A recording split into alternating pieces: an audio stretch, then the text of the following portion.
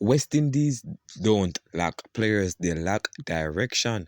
Boycott says it clearly. Viewers and subscribers, welcome back to the channel. You don't know it's a one and only SAE. Bless upon yourself, and thank you all for tuning into this one. Some people, everybody, it's their regular thing to really pick on West Indies in terms of giving their opinion, like West Indies is a part of their country and so forth. And this time I'm going to share another statement that Jeffrey Boycott made. A matter of fact, it's two statements because here in one where he's saying that West Indies cricket has become a joke overseas. No one fears them anymore. You understand? Nobody fears West Indies anymore. Once dominant cricket now reduced to entertainment, said Jeffrey Boycott. And people,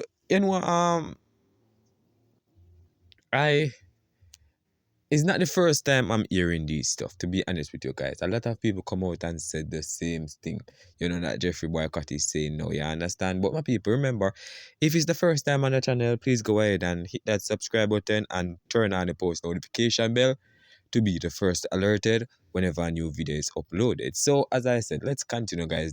Delve into what Jeffrey Boycott said in those statements. A matter of fact, it's one interview we did, guys, but the bloggers are the people who are publishing these things normally split it in multiple part that just for example, me say A, B, they put A in one segment and B in one, to really drag more audience to their platform. But I'm just gonna put everything in one, my people, because basically it's the same thing that they're saying, because he's saying that the selectors of West Indies need a wake-up call. They are ruining the team's legacy. And as I said, guys, numerous people have come out with this over the past decade or so, talking about the selection process of West Indies cricket. You understand the way they go about selecting players, coach, everything, guys, is just like everything is a problem, and I I just find it repulsive in terms of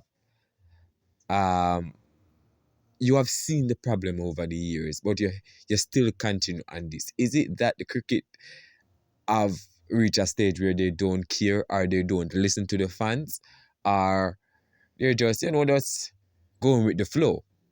Are they repulsive to the opinion of listening to what the fans are saying and guiding the team to a better future? Because if somebody come out and say, hey, they don't like Darren Sammy and then Darren Sammy is not doing that perfect, next moment you hear Dr. Kishore Shala come out defending Darren Sammy. If somebody come out and this Dr. Kishore Shala, you hear Boycott come out and start his so everybody is defending one another in this scenario. So I don't know, guys. Everybody know that West Indies is everybody beating stick now. Nobody fears us anymore, and people need to come to an understanding and say that we are West Indies cricket is at the moment. Nothing can be done to save it unless they look deep into themselves and come with a different system. If they continue with this same scenario, nothing is going to help and nothing going to save it if they continue with the same vein of form that they're showing or the same temperament of producing players. We're not going to do great things anymore, because right now 2026 World Cup is coming up and a lot of people are concerned because if you look at the team, guys, it's inconsistent and we don't have the power that we normally had in the team and everybody is looking on. You understand? But it's just one of those days, guys, where everybody come and vent their opinion on West Indies. We're gonna run through some comments to people and let you hear what people are saying. Malcolm Palmer commented, how can you blame the selectors? You can't select orange when you only have box of lemons. So what he's saying that the West Indies people are the fans who are watching West Indies cricket believe that we have gold in the Caribbean in terms of players who can come in and do great things, and we refuse to select them. We have talent. If that's what you're asking about, we really have talent. But the fact is, talent is not good enough without nurturing and give them the platform to show themselves, or should I say, groom them from a younger age, coming up, then we could have been reaping reward. For example, Shea Up is a perfect example of a good cricketer produced over the last 2 decades or so. Nicholas Pooran was one of them, Pollard and those guys as well. But things happen, guys, and we have lost some of these key players that we think could have strengthened West Indies cricket or carry West Indies cricket to another level, for the next generation to take over. Another Parag commented, "You hit the nail on the head, Jeffrey. Boycott.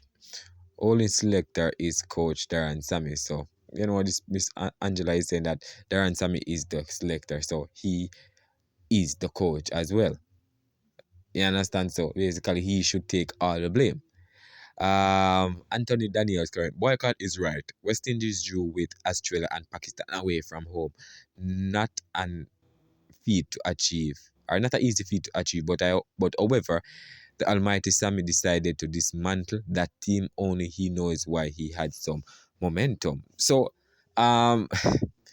this all come back down. This comment that I just read, just all come back down to Andre Cole comment where he said that when he was sacked, there was a clear message sent. It wasn't just him being sacked as coach, because he think that he was doing a fair job. He was getting the team ready. He was, building the team back up to where it should be. But things happen and people come and believe that he wasn't doing it right, and this happened. But everybody, some people believe that he didn't make that statement, or some people said he did make that statement, but it's just some people refuse to believe. But I know he was kind of upset losing the coach. Everybody would have upset because you have had the job for 1 year, right?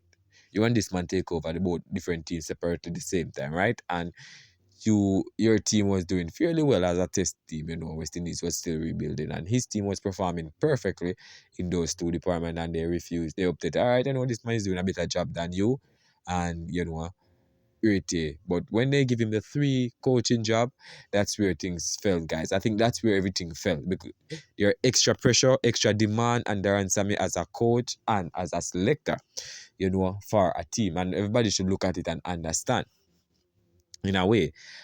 Chris Cool Ball commented, "Sir Goff Jeffrey Boycott is absolutely right. West Indies cricket does not lack talent, it lacks direction and accountability."